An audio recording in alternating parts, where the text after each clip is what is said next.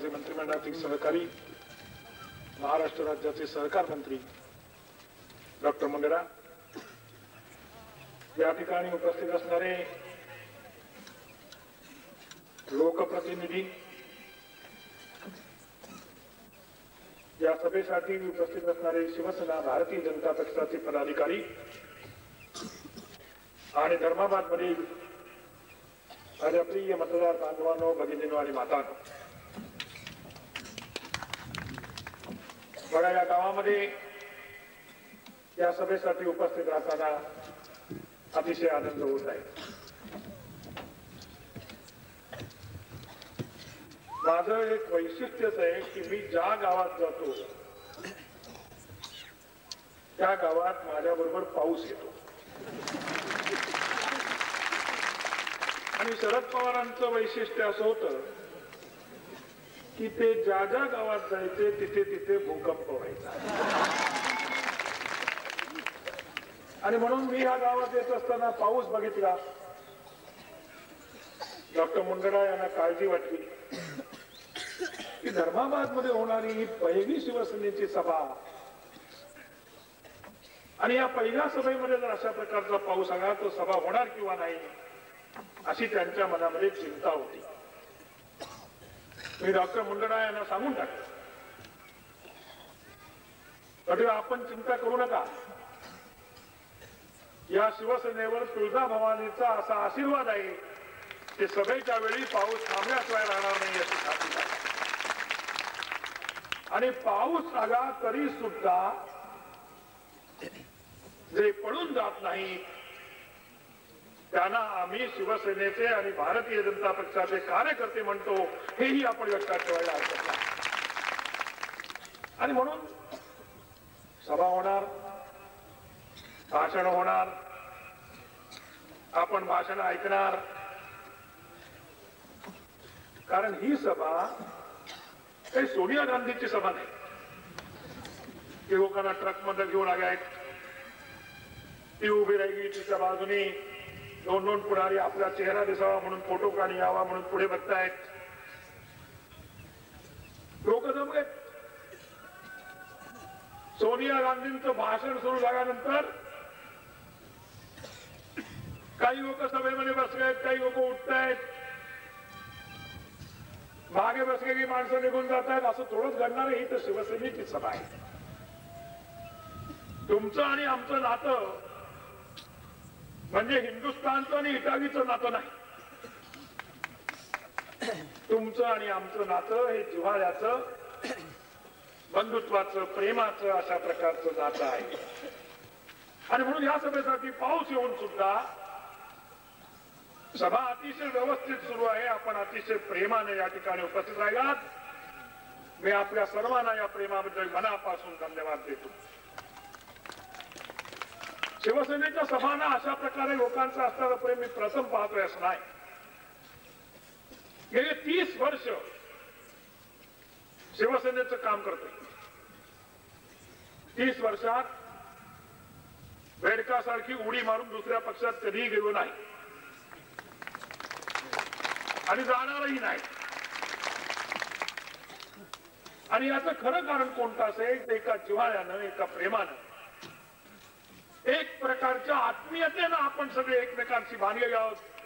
आणि म्हणून जेव्हा मला पत्रकार विचारतात की शिवसेनेच्या आणि भारतीय जनता पक्षाच्या या निवडणुकीवरती सोनिया गांधी आली त्यांचा काही परिणाम होईल का, त्यावेळी त्यांना मी एका शब्दामध्ये सांगून टाकतो की सोनिया गांधी सोडा, प्रत्यक्ष अमेरिकेचे अध्यक्ष क्लिंटन जरी आले तरी काँग्रेसचा पराभव केल्याशिवाय आम्ही राहणार नाही असा विश्वास आमच्या मनामध्ये आहे। बांधवांनो, भगिनींनो, गेले 3 वर्ष या राज्याचे सूत्र माझ्याकडे आहे आणि या 3 वर्षाचा कारभार लोकांच्या समोर मांडणं हे माझं मी कर्तव्य समजतो। निवडणुका आहेत त्यामुळे वेगवेगळ्या प्रकारे शिवशाहीवरती टीका कदाचित लोक करत असतात आणि या ठिकाणी आता बोलत असताना डॉक्टर मुंडरा यांनी सांगितलेली गोष्ट खरी आहे की 40 वर्षात ज्यांनी कोणती काळजी घेतली नाही ते आता भविष्य काळामध्ये लोकांची काळजी घेतली याच्यावरती विश्वास तरी कसा ठेवायचा। आमचं सरकार तो फक्त 3 वर्ष कारभार करतंय. पण या 3 वर्षामध्ये लोकांचं अफाट प्रेम मिळालं याचं कारण जे जे सांगितले ते शब्द पुरे करण्याचा आम्ही प्रामाणिकपणाने प्रयत्न करीत आहोत. पिण्याच्या पाण्याचा उल्लेख या ठिकाणी केला डॉक्टर मुंदडा यांनी. आपल्या सर्वांना माहिती आहे की महाराष्ट्रातली ही एक मोठी योजना आम्ही हातामध्ये घेतली. आज महाराष्ट्रामध्ये जवळजवळ 27,000 खेड्यांमध्ये पिण्याचं पाणी पुरेसं नाही. काय करायचं होतं तिला सामान्य स्त्रीनं? 5-5 किलोमीटर अंतर केवळ पिण्याचं पाणी मिळावं म्हणून त्या घरातली माझी माय भगिनी सातत्यानं त्रास होत होता. तिला रस्त्यावरती ती जात होती, चालत होती. हे वर्ष स्वातंत्र्याला 50 वर्ष पूर्ण होणारं वर्ष आहे.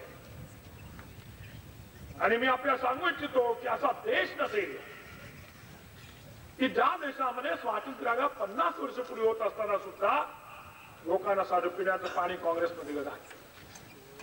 महाराष्ट्रामध्ये काँग्रेसचं सरकार 45 वर्ष होतं. मध्ये 2 वर्ष काँग्रेसच्या वतीनं काँग्रेस पक्षातून बाहेर पडून शरद पवार या ठिकाणी पुढचं सरकार चालवत होते. पण 45 वर्ष राज्य केल्यानंतर सुद्धा जर काँग्रेस पक्षानं पिण्याचं पाणी दिलं नसेल तर त्यांना आपण पाणी दाखवणार का नाही हा प्रश्न आहे. पिण्याचं पाणी नाही. सगळा माझ्या बरोबर गावागावामध्ये सगळं आपण तर माझ्यापेक्षा खेड्यामधून जास्त फिरत असतात. त्या ठिकाणच्या सामान्य स्त्रीला प्रातर्विधीची सोय नाही.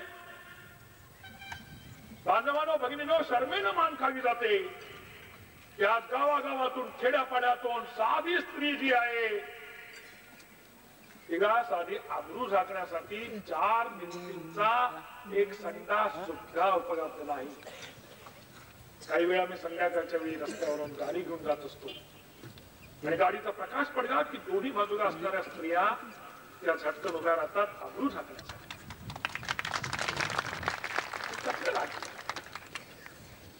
हेच काम केलं का? सूर्यकांता पाटील यांना मला प्रश्न विचारायचा. तुम्ही खासदार होतात, बाकी काही नाही, पण तुमच्या या भगिनींसाठी साधी शौचक उभं देण्याचं काम तुम्ही केलं का? माझा प्रश्न आहे. काँग्रेस पक्षाच्या लोकसभेच्या उमेदवाराला लोकांसमोर जाऊन मतं मागण्याचा काही मात्र अधिकार नाही. हे माझं स्वच्छ आणि स्पष्ट मत आहे. त्यांनी पिण्याचं पाणी दिलं,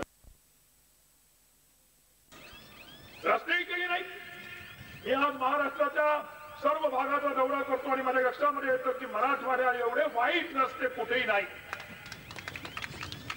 आता सुद्धा मी आलो नांदेडहून इथं पोहोचलो आणि पहिल्यांदा बघितलं सगळी हाडं जागच्या जागी आहेत की नाही. कारण घरी गेल्यावर जर पत्नीनं विचारलं का ही 2 हाडं तुमची कुठे काय उत्तर तू सांगा, काय सांगू तिला विचारीला? असं सांगू मी धर्माबादला गेलो होतो तिथं 2 हाडं विसरून आलो? हे असे रस्ते. आणि मी आपल्याला हेही सांगतो या 3 प्रश्नांवरती माझ्या सरकारनं पहिली कारवाई करायची. आणि तुम्हाला वचन देण्यासाठी आलोय, मी तुम्हाला शब्द देण्यासाठी आलोय. या सभेमध्ये जे सांगेन ते प्रत्येक गोष्ट ती पुरी करेल. निवडणुका आहेत म्हणून नाही. निवडणुकाच्या निमित्तानं या मराठवाड्यानं शिवसेनेला जेवढा आधार दिला तेवढा आधार महाराष्ट्रामध्ये कोणीही दिला नाही. आपण लक्षामध्ये ठेवा. आम्ही मराठवाड्याचे ऋणी आहोत. महाराष्ट्रामध्ये जास्तीत जास्त आमदार पाठवण्याचं महत्वाचं काम या शिवशाहीच्या सरकारमध्ये कोणी केलं असेल तर ते मराठवाडा विभागानं केले. यांचा आम्हाला आणि म्हणून केवळ मतांसाठी बोलतोय असं समजू नका. पण एक काळ हा समाज परिवर्तनाचा असतो.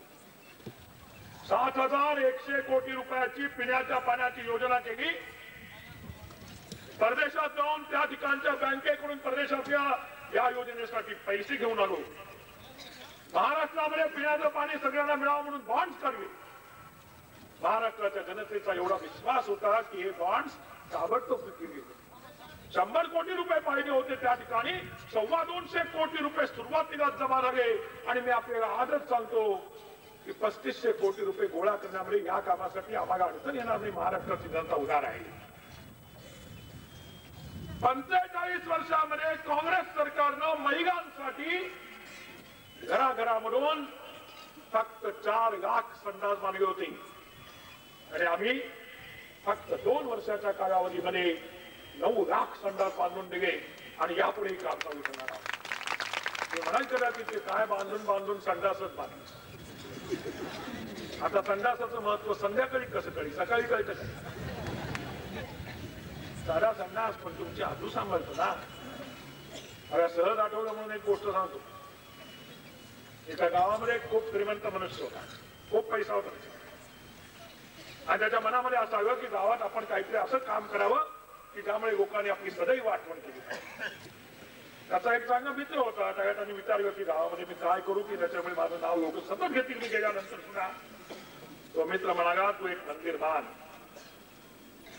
रामाचं मंदिर बांध, सगळे तुझी आठवण करतील, देवळाच्या दर्शनाला येतील.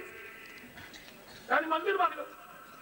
पण मंदिर बांधल्याबरोबर त्या मंदिरामध्ये फक्त हिंदू यायला सुरुवात झाली, मुसलमान येणार, ख्रिश्चन येणार. पुन्हा गेला मित्राकडे, बाबा काय करू? हे बघ मंदिर बांधून भागलं नाही ना तर मशीद बांधून टाक. त्याने मशीद बांधली. तर मशिदीमध्ये नमाज पडण्यासाठी फक्त मुसलमान यायला सुरुवात झाली. तो म्हणाला की हे बरोबर नाही. तो मित्र म्हणाला याच्यावर पैसे भरपूर आहेत, म्हणा तू चर्च बांध. चर्च बांधलं.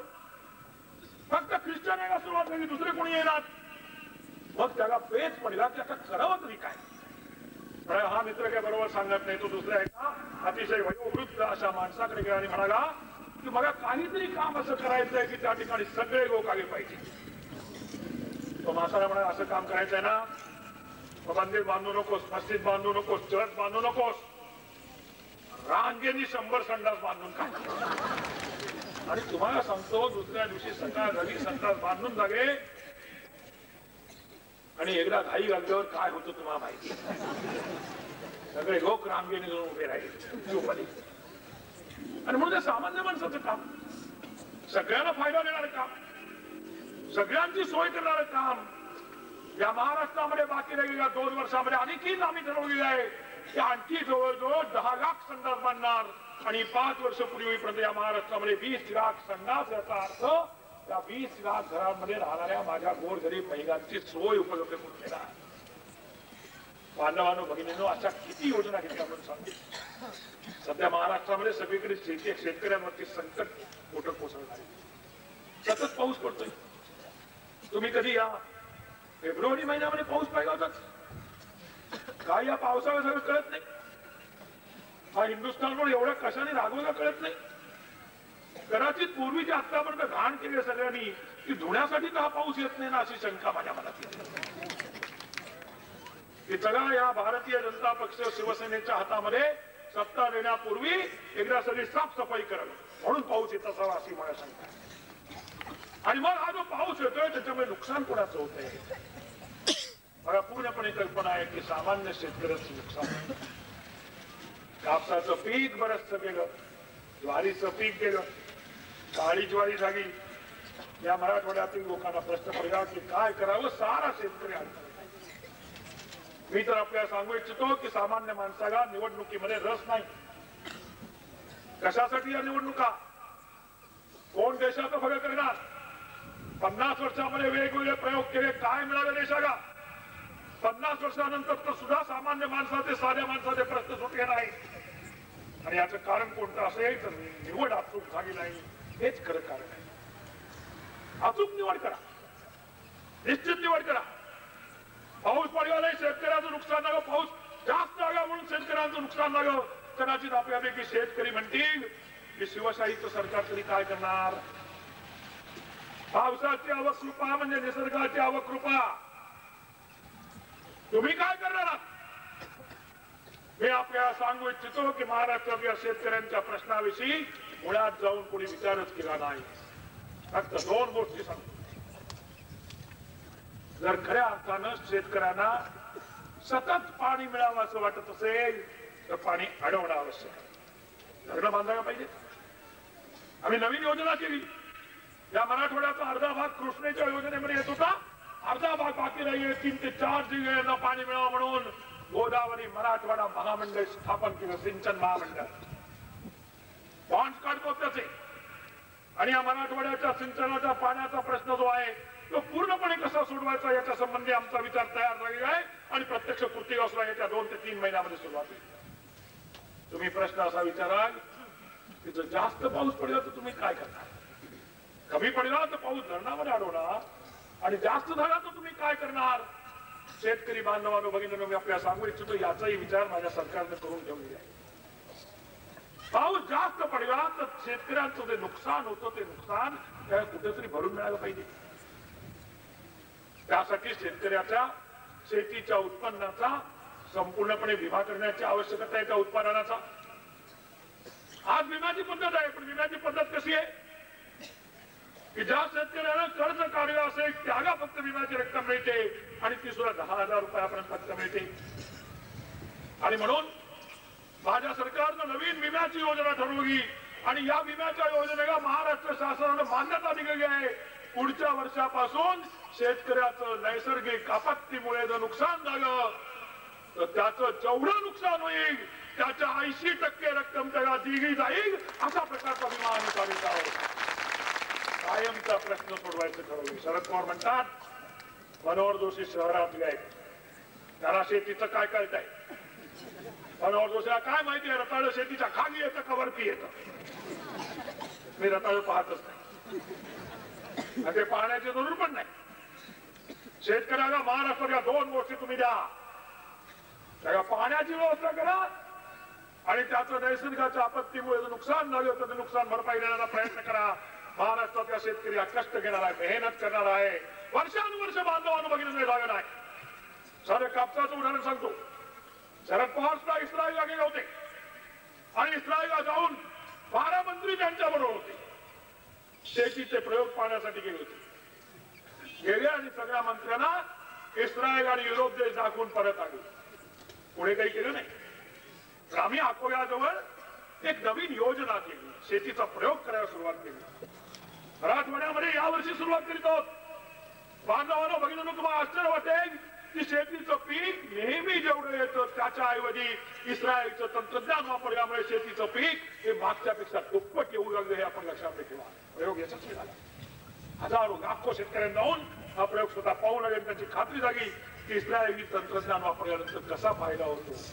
आणि म्हणून बांधवांनो भगिनींनो, हे नवीन प्रयोग करतो. शिवशाहीचं सरकार हे तुमच्यात मागलेल्या सामान्य माणसाचं सरकार. 2च प्रश्न या ठिकाणचे मला सांगण्यात आले. एक म्हणाले ग्रामीण रुग्णालय पाहिजे होतं. 50 वर्षानंतर धर्माबादची मागणी काय तर ग्रामीण रुग्णालय पाहिजे. आम्ही त्या संबंधीचे आदेशच काढले. मी येताना माझ्याजवळ तो कागद घेऊन आलोय की तो नवीन आराखडा महाराष्ट्र सरकारनं तयार केला आणि जाहीर केला. त्याच्यामध्ये धर्माबादला ग्रामीण रुग्णालय द्यायचं अशा प्रकारचे आदेशच आम्ही काढून. पण याचा अर्थ तुम्ही रुग्णालयात वारंवार जा असं मात्र मला म्हणायचं नाही. त्याचं लोक म्हणते आता रुग्णालय काढले एवढं मुख्यमंत्र्यांनी तर त्याचा उपयोग केला पाहिजे. करू नका. नाही तर मी उद्या स्मशान पण काढेन आणि त्याचाही उपयोग करू नका. सरकारचं हे कर्तव्य आहे. सरकारने या गोष्टी केल्या पाहिजेत म्हणून ते काय. आणि मुंदडा साहेब मला मागून आठवण करतायत तालुक्याबद्दल. बघा डॉक्टर मुंदडा यांना माहिती आहे की तालुक्या संबंधीचा निर्णय हा पूर्वीच झालेला आहे. फक्त त्या निर्णयाची अंमलबजावणी करण्याचं काम पूर्वीच्या सरकारनं केलं नाही. मी या सभेमध्ये जाहीररित्या सांगतो की पूर्वीच्या सरकारनं अंमलबजावणी केली नसली तरी जुन्या सरकारच्या निर्णयाची हे सरकार निश्चितपणे अंमलबजावणी लवकरात लवकर करेल अशा प्रकारची सांगतो. एक तालुका करणं म्हणजे काय मोठी गोष्ट आहे का. तर कागदावरती बऱ्याच योजना काँग्रेसनं केल्या. तशा प्रकारची एक योजना 1994 मध्ये त्याच्या संबंधीचा आदेश माझ्यावर आहे आणि नंतर ही योजना पुरी केली नाही. बांधवांनो भगिनींनो, मला तर असं वाटतं की महाराष्ट्रामध्ये यांनी केलेल्या घोषणा पुऱ्या करण्याचं काम महाराष्ट्राच्या सरकारवरती आलेलं आहे आणि म्हणून विविध प्रकारच्या योजना घेऊन पुढे जाण्याचं आम्ही ठरवलेलं आहे. मी एवढंच सांगणार नाही, पण आपल्याला एक विनंती करणार आहे की यावेळच्या लोकसभेच्या निवडणुकीमध्ये आपल्या प्रत्येकाच्या घरचं प्रत्येक मत या युतीला आहे. देश एका वळणावरती उभा आहे. हिंदीमध्ये म्हणतात इस पार या उस पार. तुम्ही ठरवायचे. शिवाजीराव माने निवडून येणार याची मला तर मनापासून खात्री आहे. कारण त्याच्या नावातच शिवाजी आहे, त्याचा पराभव कसा करणार हो? परंतु प्रश्न एवढ्या पुरता मर्यादित नाही. शिवाजीराव माने निवडून येतील, लोकसभेमध्ये जातील, पण ज्यावेळी त्यांची निवडणूक होते आणि त्यावेळी तुम्ही मतदान करताय, त्यावेळी ते मतदान शिवाजीराव माने यांना नसून या हिंदुस्थानच्या भवितव्याला ते मत आहे, अशा प्रकारची माझी कल्पना आहे. शिवाजीराव माने यांना केलं जाणारं मत हे हिंदुस्थानच्या भवितव्याला केलं जाणारं मत आहे. बांधवांनो, भगिनींनो, हा सारा देश बदलण्याची आवश्यकता आहे. या देशाला नवीन स्वाभिमान देण्याची आवश्यकता आहे. या देशाला ताकद देण्याची आवश्यकता आहे. एखादं नवीन सरकार येऊन कदाचित गोरगरिबांचे, सामान्य लोकांचे प्रश्न घेऊन उभं राहील, परंतु हा संपूर्ण देश, हा सारा हिंदुस्थान हा नवीन अस्मितेने उभा करण्याचा प्रश्न भारतीय जनता पक्ष आणि शिवसेनेनं हातामध्ये घेतलेला आहे. हा कसला देश बांधवानं बघितला? हा कसला देश की ज्या देशाला एक भाषा नाही? हा कसला देश ज्या देशाला एक संस्कृती नाही? हा कसला देश ज्या देशाला एक विचारधारा नाही? बांधवांनो, भगिनींनो, गरज आहे ती त्याची गरज आहे. कोणता देश असा आहे सांगा की जो देश एका भाषेत बोलत नाही? आणि या देशामध्ये तुम्ही उत्तरेकडे गेलात हिंदी भाषा, दक्षिणेकडे गेलात तर इंग्रजी भाषा, या महाराष्ट्रामध्ये मराठी भाषा. देशाची भाषा कोणती? परदेशात जाण्याची अनेक वेळा मला संधी मिळाली, पण तिथे गेल्यानंतर लोक प्रश्न विचारतात, what is your national language? आणि मी उत्तर देऊ शकत नाही की या देशाची राष्ट्रीय भाषा कोणती आहे. उत्तर देऊ शकत नाही. बांधवांनो, भगिनींनो, कधीतरी आपण विचार करायला पाहिजे. एखाद्याने विचारलं या देशाची संस्कृती कोणती? खरं सांगायचं तर या देशाची थोड परंपरा इतर देशांपेक्षा फार मोठी आहे. सम्राट अशोकाचं नाव घ्या, सम्राट चंद्रगुप्ताचं नाव घ्या, छत्रपती शिवाजी महाराजांचं नाव घ्या. या देशाची परंपरा ही अतिशय उज्ज्वल आहे, पण या संपूर्ण परंपरेची गेल्या 48 वर्षामध्ये वाट लावण्याचं काम काँग्रेस सरकारनं केलं. कोणती परंपरा निर्माण केली? मतांसाठी व्याचारी करायची, मतांसाठी सगळ्यांना खुश करायचं, निवडणुका आल्यानंतर भरमसाठ आश्वासनं द्यायची आणि निवडणुका जिंकल्यानंतर 11 लोकसभा लागल्या. बांधवांनो, भगिनींनो, मी प्रश्न विचारतो की काय तुमच्या हातामध्ये पडलं याचा खरा विचार करा.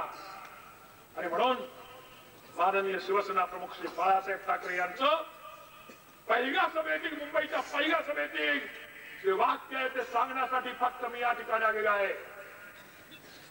बाळासाहेब भाषणामध्ये म्हणाले, नाऊ और नेव्हर. होईल आत्ताच होईल, नाही तर कधीच होणार नाही. पेपरवर दिल्लीला गेलो होतो.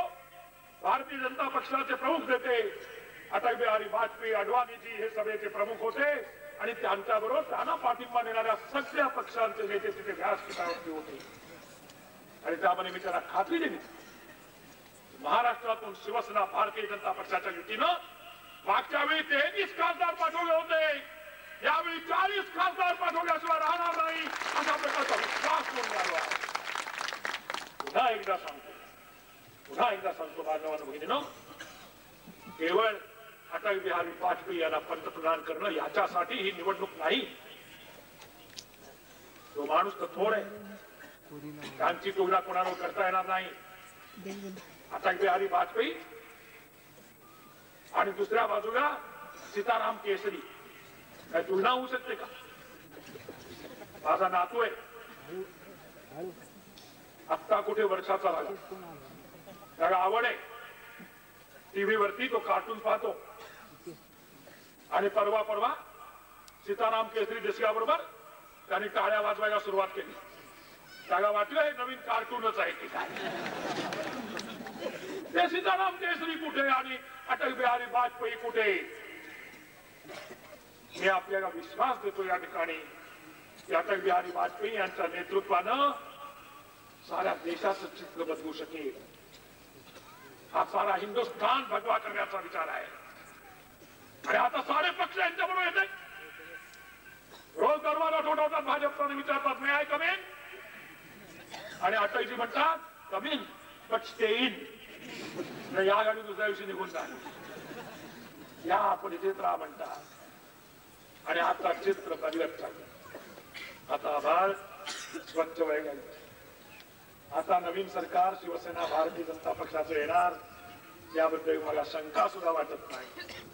शानदार सुरेख स्थैर्याचे वारं व्हायला सुरुवात झाली आणि हे स्थैर्याचं वारं या देशाचा तिरंगा झेंडा उंच अभिमानाने फडकत राहील अशा प्रकारचं वारं यायला सुरुवात झालेली आहे. आणि बांधवांनो भगिनी म्हणून सभा ज्यांनी मागच्या वेळी मतदान केलं त्यांच्यासाठी नाही, मागच्या वेळी ज्यांनी मतदान केलं नाही त्यांच्यासाठी.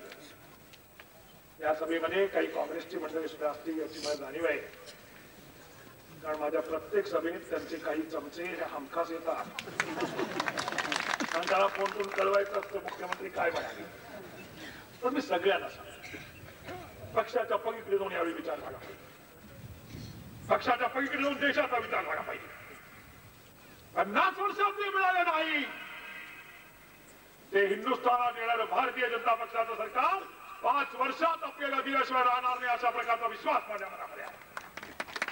गोरगरिबांचे प्रश्न, सामान्य माणसांचे प्रश्न, काश्मीर सारखा अतिशय बिकट अशा प्रकारचा प्रश्न कोणी हे प्रश्न निर्माण केले. मुसलमान समाजाला आमच्यापासून सातत्याने या मंडळीला सूर ठेवलं बांधवांना बघून स्पष्ट सांगतो. आणि आता ज्या ज्या ठिकाणी मी जातो त्या त्या ठिकाणी मुस्लिम समाजाचे लोक हे शिवसेनेमध्ये येत आहे. या माझ्या मुस्लिम बांधवांना मी सांगतो यावेळी एक वेळ तुम्ही त्यांच्या थापाला बळी पडू नका. एक वेळ शिवसैनिक तुम्हाला जवळ घेईल आणि जी प्रेमानं मिठी मारी ती कधी सोडणार नाही अशा प्रकारची मिठी असेल. ती मतांसाठी मारलेली प्रेमाची मिठी नाही. आणि म्हणून विश्वास देण्यासाठी या सभेमध्ये मी उपस्थित राहिलो. आपण सर्वजण या सभेमध्ये अतिशय आग्रहाने उपस्थित राहिलात. वेळ असता बांधवांनो भगिनींचं अधिक वेळ भाषण केलं असतं, परंतु यानंतर माझी भोग मनपूर्वक धन्यवाद देतो आणि आपल्याला अशी खात्री देतो की या धर्मामार्गमध्ये सुद्धा एक दिवस माननीय शिवसेना प्रमुख श्री बाळासाहेब ठाकरे यांना मी घेऊन आल्याशिवाय राहणार नाही अशा प्रकारची खात्री देऊन